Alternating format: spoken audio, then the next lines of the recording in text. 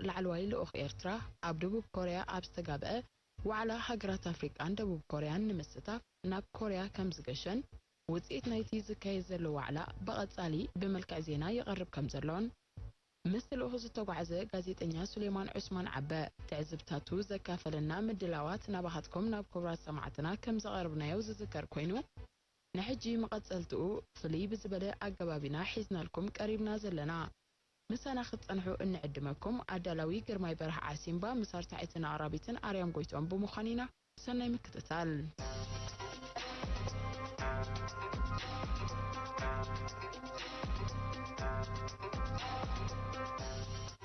خبركم سمعتنا أفريقيا اتركبلو جيوبوليتيكاوية قداسنت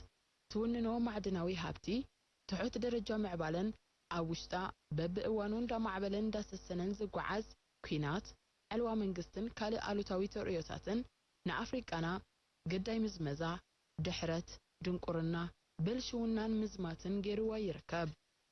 لومي أفريقيا أقداسنتا نابز برخ درجة مسقوان مسفلمة كلن عبيتن سمياتن هاجرات مس هاجرات أفريقيا أب هاجرن وعلى مكياد درجة كم قبولن فلين من قدي وسدالهم أفريقيا مس فرنسا طاليان تشاينا روسيا أمريكا هندي حجي إنه مس دبوب كوريا وعلى بمقبار بزعبا هابتا دخنتا زقبر الله حجزن كالئن إننا تنقرأ أتمسرح يقتلالهم أفريقيا أتوننو بحريا وصقا نتن بقطباز معبلا عبيت هاجرات سلازقدسن أتي 1.4 بليون زبصحو حزبي أفريقيا مصاي هوتو كمي كخون يوزد لزلو بزي يقدس أتمزمزا وقعون سروعن بزخونه منقدي زقصلالو ركبات جينا كقصليهم أب أفريقيا زركب ساعتن معدنن كم ليثيوم نيكل مانغانيز كوبر بلاتينيوم زأمثلو نتيجة صرح وفريات إلكتريكسيتي إلكترونيكس أوتوموتيف باترن كالإنس لزد اليوم 100 نمقططارو دحرا يبلون نقابلنت 8 بلاتينيوم نعلمنا 8 كوبر نعلمنا 600 مانغانيز نعلمنا 52 كوبالت نعلمنا أبدو ببن مبرقن أفريقيا زركب تحستو خوينو ليثيوم كاب زيمبابوي غرافايت كاب ماداغاسكار موزامبيك تنزانيا نيكل كاب دبوب أفريقيا ماداغاسكار بوتسوانا زيمبابوي بلاتينيوم كاب دبوب أفريقيا زيمبابوي زأمثل هاجرات سلازركبن دمايو ناب أفريقيا زقبر زلو تقداسنت زايدو زلوم بدرجة عبيت هاجرات كنريومس انفتن أمريكا كم معدنات أفريقيا نشحن 900 تشاينا كم معدنات أفريقيا 234 دبوب كوريا كم معدنات أفريقيا 36 يقاطعوا أولوان بمنطر نقد مس انتمتو نقابلنت أب 2000 عامة مهرت ناي تشاينا 11 بليون دولار زنبرة أب 2023 ناب 357 بليون تونشفوم ناي دبوب كوريا أب 1988 809 مليون زنبرة أب 2023 ناب 10 بليون ديبوم نزب زلا علينا محازو دمايو أفريقيا مس عبيت هاجرات تقبروا على قتالنت مستيروم زخبركم سمعتنا أفلامي وعلى أفريقيا دبوب كوريا زساتف زلو كبور بريزيدنت إسياس أفوركي نزكون النت نصور بزغنا منقدي سمعتنا حبريتا من أنت ترخبو كاب كتما سول مس غازيتنيا سليمان عثمان عبا زكايدو حاطير زرربينا نبخاتكم نمبالو مدلواتنا أطافيفنا قريبنا زلونا دقيمنا نمكتتالكم بخبرنا عدم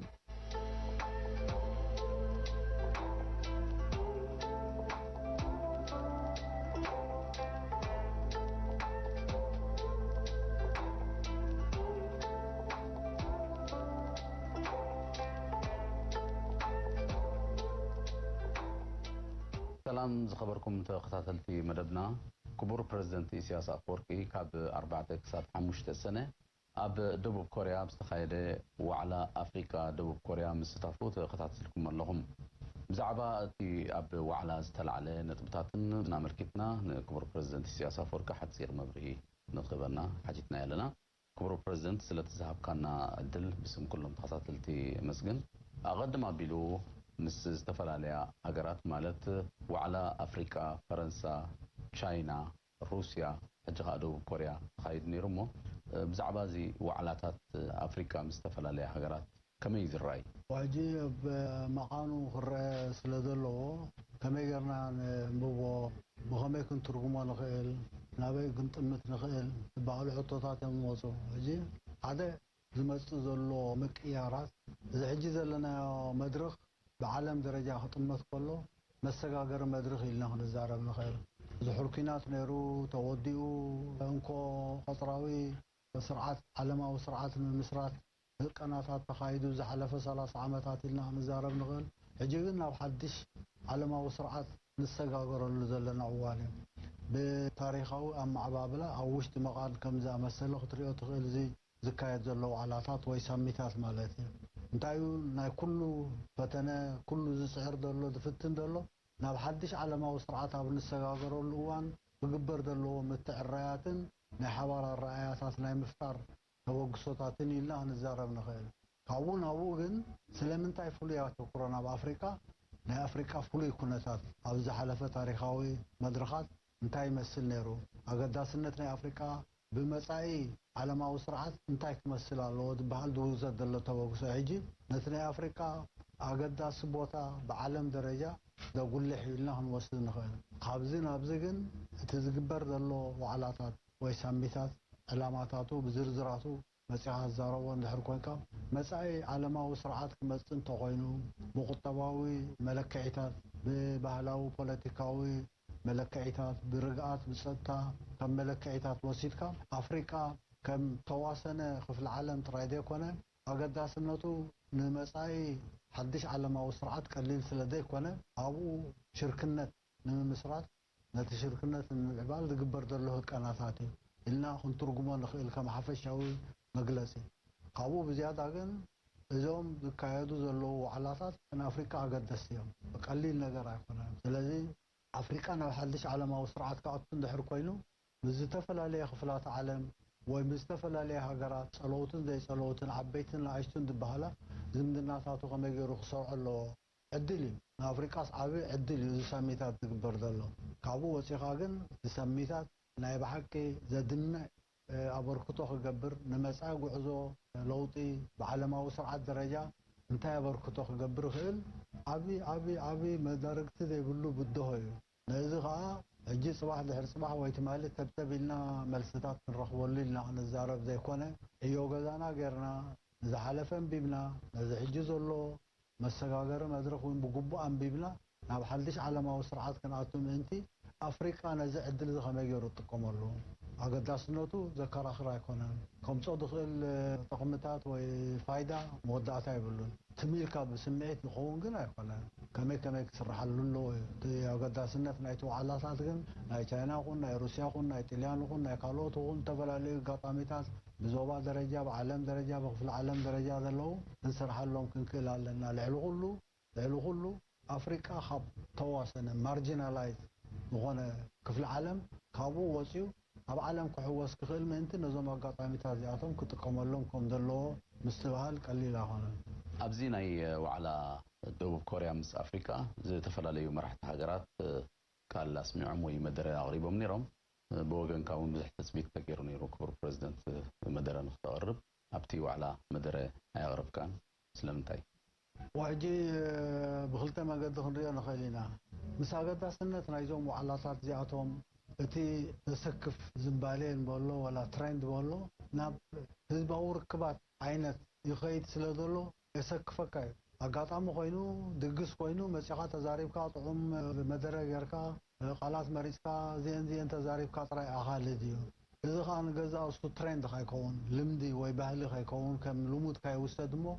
زغونه ساميت وزغونه وعلى تغيرو صبغ مدرس ميقات خيط وحنقو ترشيع الترف مخصلتا ديبلو نجف مسألة إمامات حلافنت زي سكما كايدا نا مسألة خيط لدلو هجي خافلومو عرمتا زدلي أب تند حلفا ساميتات مدرسات نا كله ما في مقابعات تساطفو هذا بحاله كتنتن فتن عملت انتاي تمساسل لنتو انتاي في اللي يطالو مستقندو قداك خمي غير كاتزام ضد بحال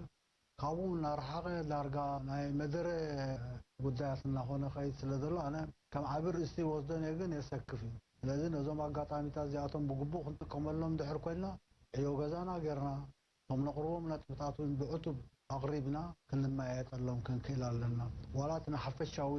ዝርግሐ ዝቕርብ መደረታት እውን ጥንቃቐ ክግበረሉ ክእል ኣለዎ እንተዘየሎ ከምዚኦም ዝኣመሰሉ ምስ ናይ ቅድሚ ሕጂ ኣብ ተፈላለየ መድረኻት ኣብ ናይ ዩኤን ኣብ ናይ ኣፍሪካን ዩኒዮን ኣብ ተፈላለዩ ካልኦት ኣጋጣሚታት ዝግበር ከም ናይ ህዝባዊ ርክባት ኣጋጣሚ ሓንቲ ንእሽቶ ወረቐት ኣዳሊኻ ትመጽእ ትዝርግሓ መንበሊስካ ንዓ ተዳምቕ ኣብ መወዳእታ ንፋስ ምስ ወሰዳ ተወዲኣ ተርፍ ኣርእስቲ ከይትኸውን ምእንቲ ስለ ዘሎ ስክፍታ ብመጠን ናይ ከምዚ መሰለ ረኣያ ከዓ ወረቐትና ብግቡእ ከነቕርብ እዩ ነይሩና ብግቡእ ኣየዳለና እግሪ መንገዲ እንታይ ገደሸና ዝኾነ ዘረባ ደርቢና ዘይናሓልፍ ኢልካ ክትከይድ ከዓ ንስሕልና እውን ደቕስን ኣይኮነን ስለዚ ቀንዲ ነገር ምስቶም ነቲ ዕድመ ወዲቦም ዘለዉ ሃገር ደቡብ ኮርያ ምስኣቶም ብዕቱብ ክንዛረበሉ ንኽእል ፀቢብ ኣጋጣሚ እንድሕር ተረኺቡ ብውሕዱ መነኻኸስ ክኾነና ዝኽእል ነጥብታት ነቕርብ ኣብቲ መጋባእያ ንማለቱ ንይኸውን ንህዝባዊ ርክባት መደረ ምቕራብ ኣየወፃፅኣናን ኣየድልየናን ስለዚ ወሲል ሕለፍ ኢልና ወሲና ከይድና ግን ንዝብለካ ዘለኹ ስክፍታታት ኣጋጢምካ ክትሪኦ ከለኻ ቀሊል ነገር ኣይኮነን ንድሕሪ ሕጂ ዝኾነ ኣጋጣሚ ክመፅእ እንከሎ እውን ካልኦት ዝበሉ ይበሉ እናቶም ኣቀራርባታት ክህልዎም ይኽእል እዩ ንሕና ግን ዕዮ ገዛና ጌርና ክነቕርቦ ንኽእል ነጥብታት ሰሪዕና ወረቐትና ብከምኡ መንገዲ ክንሕዞ ክንክእል ኣለና እዚኣ ከዓ ካብዘን ዝሓለፋ ሳሚታት ዝረኣናዮም ዝሕጂ ዝገበርናየንሲ ናይ ተመክሮ ብልጫ ረኺብና ዝወሰድና ናብቲ ካልእ ኣርእስቲ ከምቲ ዝሓሰብናያስ እንድንደልዩ ኣቕሪብና ኢና ምስ ፕረዚደንት ናይ ደቡብ ኮርያ እውን ስፍሕ ዝበለ ርክብ ኣካይድካ ነርካ ብዛዕባ እንታይ ንኹም ተዘራሪብኩም መብርሂ እንተትበና ወይ ሓበሬታ ዝያዳ እትውስኸና وحجي صمدو تبع النجار قلال أخواناتن شركنة تبع الزربة استراتيجياوي سلطوي دلاك أنا ربحاتات ناي فايدة شركنة بالتلا قدامي تطبل حتى قنتا ناي بحكي ناي أمان جنوين شركنة كنت مسترد حركوينكا ناي حبار مردات أخلوك أخلو ناي قدنا يكون وحدا سمع خطبة صح لك مالتها يكون نتي شركنة ذا دمع قوون وسيطة وخنا الكام انتجن بتي مشارختها حساباتك فلت قلالو مدباتك فلت قلالو نزي أقاطع مزيها خمسين تحلف أقاطعميتات كنت كمل أنتي بمنصر ناي كوريا عقمي كوريا خد جبروت تخيل عبر كتب قمة آتيها وزوم سبعة زياتهم كم زقنا نجار كوزدوهم أنتي سبعة نجوها زدم عبر كتب جبروم أنتي حسابنا خنا كافلون كن كلا لنا حسابنا قفيح خون خيلي حسابنا جزيد وسدون خون خيلي جن صميقنا عطاتن كنا قربان كن كلا لنا تانا مجمع يا مأتوي تارستي قالوا تاوي ملخت ختم محلال تغلط خونجن نزيد الله ودعوا خناتات تجلسها بخمين يجمر عمونجو دو كوريان أفريقيا شركنات مصرات تداخلوا تشركنات عبدل بايتا خناس دل بايتا مالت كان حبار مرداتا ما بقسم كل الناس لزلوي كابتفل عليه تاريخوي أم مع بابلاتات أورا أبز 3 عامات كم تعذبنا يوم نزي ناي إنكو قصري ناي مفتر ونزي على ما وسرعات ذن من رجاز تجبر فتنن وشلوتون أتينا زلنا مدرخنا بقمة آتيو نبحدش على ما وسرعات كن السجاجر ندحر كلنا أفريقيا دلو والدي نشركنا أفريقيا نصمدو دلو والدي دبال عطيه إلا الذي نزيا حق زيا كنك بلاهن كلا لنا سلام تاي دلو زي كنا هذا خلت لنا خمتنا كنك كلا نا أفريقيا زي دلونا نشركنا بخمزيهم كمزيهم نزو ودعوا هنا فليتنا كنك بلاهن كلا لنا عفالون دبلس حسابات لنا دبل حسابات كمستغلين أفريقيا قد تدلونا تيلنا أبز حجز لنا قوميلو قصل جنيا بلون مشارختنا دو كوريا نزي فليت أخطأت بسلدلوا نزي زي دلونا كفوس إلى الله وكل ملكعته ناي رأي ناي استراتيجي ناي بوليتيكا زي رجعت كلول عوات بوليتيكا وبدهوتات زي رجعت بدن خبابي خطبة وسجمات كاب ناي سبسيستنس خطبة ناي أنجالو خطبة كابو هو تسخ إلى الله أفريقيا بيجكا ترنوات مسدات أمسرحو إندسترياونا تمعبيلو أبدرجة ناي على كوريا مس غير الله سبحان الله أبز حجز الله درجة يلن أب أفريقيا زلوا ناي قدام حيلتات متتاو أب أفريقيا بتفل عليه سرعات زلوا بكل الناس كورابشن مودعات ديبلو ንገዛ ርሱ ኣብ ተፈላለየ ከባቢታት ናይ ኣፍሪካ ኣብ መስርሕ ህንፀት ሃገር ዘጋጥሙ ዘለዉ ብድሆታትን ዕንቅፋታትን መወዳእታ ይብሎምን ነዚ ናይ ኣፍሪካ ዘይድልውነት ኢልና ንዛረበሉ ብኩሉ ጎነታቱ ተንቲና ክንፈልጦ ክንክእል ኣለና ንምንሻው ንምንኣስ ኣይኮነን ነቲ ሽግራት ንምፍታሕ ንተሓጋገዝ ስለ ዘለና ንሕና ጥራይ ተረዲኡና ፈሊጥና እንደይኮነ ቶም መሻርክትና ክፈልጥዎ ስለ ዘለዎ እዚ ኩነት እዚ ከም ዘለዎ ክንፈልጦ ክንክእል ኣለና ንመጻኢ ንቅድሚት ክንከይድ እንድሕር ኮይና እሞ ደቡብ ኮርያ ኣበርክቶ ክትከውን እንድሕር ኮይና ብኸመይ መንገዲ ኣብ ምንታይ ዓውድታት ኢና ንተሓጋገዝ እቶም ንተሓጋገዘሎም ዓውድታት ጽላት ብጽላት ኢንዱስትሪ ብኢንዱስትሪ ሓደ ብሓደ ክንሰርዖም ክኽእል ኣለና ነቶም ጽላታት ኢልና ንዛረበሎም ንኣብነት ፀዓት እንድሕር ወሲድና ትሕተ ቅርፂ እንድሕር ወሲድና ማይ እንድሕር ወሲድና ፀጋ ሰብ ዝበሃል ኣብ ግምት ወሲድና እንድሕር ንዛረብ ኣለና ምስራሕ ማኑፋክቸሪንግ ከም ዓብዪ ኣርእስቲ ወሲድና ንዛረብ ዕደና ሕርሻ ዓሳ ኢልና ሓደ ብሓደ እቶም ጽላታት ንሰርዖም ኢንዱስትሪ ብኢንዱስትሪ እውን ንሰርዖም ኣብ ምንታይ ኩነት ኣሎ ካብዚ ኩነት እዚ ናብ ዝሓሸ ክንከይድ ምእንቲ እንታይ ክግበር ኣለዎ ክንብል ክንዛረብ ምእንቲ ስትራቴጂ ምንዳፍ ዘይኮነ ናይ ነፍሲ ወከፍ ፕሮጀክት ናይ ነፍሲ ወከፍ ኢንዱስትሪ ናይ ነፍሲ ወከፍ ጽላት ዝርዝራዊ ውጥናት ከነዳሉ ክንክእል ኣለና እዚ ውጥናት እዚ ምስ ተዳለወ ንትግባረ ናይቶም ውጥናት ዘድሊ ምጉስ ዋስ ናይ ፀጋታት ሪሶርስ ሞቢሊዜሽን ኩሉ ክእል ኣለዎ እዚ ኩሉ እዚ ኣዳሊኻ ንዕኡ ከመሕድር ዝኽእል ኣልየ ወይ መካኒዝም ኣብ ዘየለወሉ ስትራቴጂ ውጥናት ኣምፂኻ ፀጋታት ኣጓሳጒስካ ክስራሕ ስለ ዘይከኣል ድምር ኣብ መወዳእታ ንትግባረ ናይቶም ዝውጠኑ ዝርዝራት ኣልየ ክህልዎ ኣለዎ ሜካኒዝም ክህልዎ ሜካኒዝም ጥራይ ኮፍ ኢሉ ጥራይ ዘይኮነ ናይ ምቁፅፃር ናይ ምክትታል ኣልየ እውን ክህልዎ ክእል ኣለዎ ኣብዚኣ ጌጋ ነይራ እዚኣ ክትእረም ኣለዋ እዚኣ ክትመሓየሽ ኣለዋ እዚ ኣብዚ በፂሑ ዘድሊ ኣድማዕነት ኣረጋጊፁ እናበልካ ትግምግመሉ መስርሕ ክህልዎ ክእል ኣለዎ እዚ ሕጂ ነዊሕ ግዜ ዝወስድ ቀሊል ስራሕ ኣይኮነን ኣብዚ ነቲ ናይ ኣፍሪካ ዘይድልውነት ብግቡእ ተረዲእና ነዚ ዘይድልውነት እዚ ናብ ድልውነትን ኣድማዕነትን ከም ዝሰጋገር ትገብር ትሽርክነት ኣድማዕነት ክህልዎ ክእል ምእንቲ ኮርያ ብልጭ ኣለዋ ኮርያ ብኩሉ ብቴክኖሎጂ ብኢንዱስትሪ ብቁጠባ ብተፈላለየ ተመክሮታት ዓብዪ ሃብቲ ስለ ዘለዋ ኣበርክቶ ክትገብር ምእንቲ ነዚኦም ክበሎም ክትክእል ኣለዋ ስለዚ እዚ መበገሲ ኮነና ምእንቲ ነቲ ናይ ሓባር መረዳእታ ንብሎ ካብ ዓበይቲ ጉዳያት ካብ ስትራቴጂ ናብ ውጥናት ናብ ፀጋታት ምጉስ ጓስ ናብ ኣልያ ኮፍ ምባል ናይ መቆፃፀሪ ስርዓት ምውዳድ ኣዳሚትካ ክስራሕ እንድሕር ኮይኑ ፅባሕ ድሕር ፅባሕ ክኸውን ኣለዎ ተብተብ ክኸውን ኣለዎ ዘይኮነ ኣብቲ ሽርክነት ኮርያ ኣበርክቶኣ ክትገብር ምእንቲ እዚ እዩ እቲ ሓሳባትና ኣብቲ መጋባእያ ዝቐርብ ቃል ድሕር ነይሩ እውን ነዚኣተን ከተቕርበን ክትክእል ኣለካ ኣብታ መጋባእያ ስለ ዝቐረበት ወይ ስለ ዘይቀረበት ዘይኮነ ግን ንቐፃሊ ዘይሽርክነት ድሮ በዚ መጋባእያ እዚ በዚ ሳሚት እዚ ተመስሪቱ ዘሎ ናብ ከምኡ ገፅኹም ይዕብል ኣለዎ ምስ ናይ ኮርያ ጥራይ ዘይኮነ ምስ ዝተፈላለያ ካልኦት ሃገራትን ክፍለ ዓለማትን ኣብ ዝግበር ሽርክነት እውን ቅድሚ ናይ ካልኦት ኣበርክቶ ከምዚ ሕጂ ንዛረበሉ ዘለና ኮርያ እጃማ ከተበርክት ኣለዋ ትበሃል ኣፍሪቃ ብቐንዱ ናቱ ዕዮ ገዛ ገይሩ ነዚ ሽርክነታት እዚ ናብ ዘድምዕ ምስግጋር ናብ ሓድሽ ዓለማዊ ስርዓት ክኸይድ ምእንቲ እሱ እውን ክውንዘፍ ዘይብሉ ብቐዳምነት ክስራሓሉ ዘለዎ ስለ ዝኾነ ተነቕርበን ሓሳባት ዝኾነ ሓሳባት ይሃልወና ዝበለፀ እዩ ዝሓሸ ኢልና ንጃሃረሉ ምክንያት የለን ካልኦት እውን ሓሳባት ኣለዎም ንሕና ሓሳባትና ነቕርበሎም ናታቶም ኣበርክቶ ከም ዝሓይል ንፍትን ካብኦም ንሰምዕ ኣብ መወዳእታ ድምር ናይቲ ነካይዶ መስራሓት ነቲ ዝበሃል ዘሎ ሳሚታትን ካብኡ ክመፅእ ትስቤት ዝግበረሉ ውፅኢታትን ሓጋዚ ስለ ዝኸውን ኣቀራርባና ኣብዚኣ ሳሚት እዚኣ ጥራይ ዘይኮነ ካልኦት ሳሚታት እውን ብኸምኡ ግን እዚኣ ምስ ፕሬዚደንት ኣብ ተገብረ ትርክብ ኩለንተን ዝነበራና ብኣሕፅሮት ነጥብታት ተሰሪዐን ቀሪበን ኣለዋ ኣብኡ ዝውዳእ ዘይኮነ ግን ነታ ሰነድ ብምልእታ ደሚርና ከነስዕበሎም ምዃንና ተማባፀይናሎም ኣለና ከይድና ተመሊስና እዮ ገዛና ገርና ታ ወረቐት ወዲእና ታ ሰነድ ከነቕርበሎም ኢና